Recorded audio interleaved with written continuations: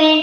அல்லாஹ்வின் சாந்தியும் சமாதானமும் நமது நேசர் முகமது நபி ஸல்லல்லாஹு அலைஹி வஸல்லம் அவர்களின் மீதும் அவர்களின் குடும்பத்தார்களின் மீதும் சத்திய தோழர்களின் மீதும் இந்த விழாவில் வந்திருக்கும் உங்களின் மீதும் என் மீதும் உண்டாகட்டும்.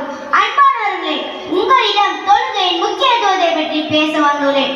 அல்லாஹ் தன் திருமறை குர்ஆனில் சொல்கிறான், நான் இவர்களுக்கு பின் வழிகட்ட சந்ததியில் இவர்களுடைய இடத்திற்கு வந்தார்கள், அவர்கள் தொழுகையை வீணடித்தார்கள், இழிவான மனைவியை பின்பற்றினார்கள், மறுமையில் நரகத்தில் வேலையை சந்திப்பார்கள் என்று அல்லாஹ் கூறுகிறான்.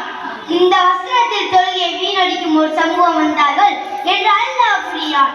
வீணடித்தார்கள் என்பதற்கு தொழுகை நேரம் தவறி தொழுதார்கள் என்று இமாம்கள் விளக்கம் தருகிறார்கள். தொழுகை நேரம் தவறி தொழுபவருக்கு இது எச்சரிக்கை என்றார். தொழுகை விடுபவருக்கு இல்லை என்ன என்பதை எண்ணி பார்க்க வேண்டும்.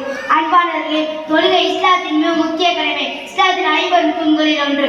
ஒருவன் முஸ்லீம் என்பதற்கு அடையாளமே தொழுகைதான். தாடி வைப்பது, தொப்பி அணிவது, சுன்னத் செய்வது, இஸ்லாமிய பெயர்களை வைப்பது, இதுவெல்லாம் இன்று ஒருவன் முஸ்லீம் என்பதற்கு வெளிப்படையாக சொல்லப்படுகின்ற காரணங்கள். ஆனால் தொழுகைதான் முதல் அடையாளம். ஒரு மனிதனுக்கு இனவைப்பிற்கும் மத்தியில் உள்ள வித்தியாசம் தொழுகையை விடுவது என்று ஹதீஸில் வந்துள்ளது.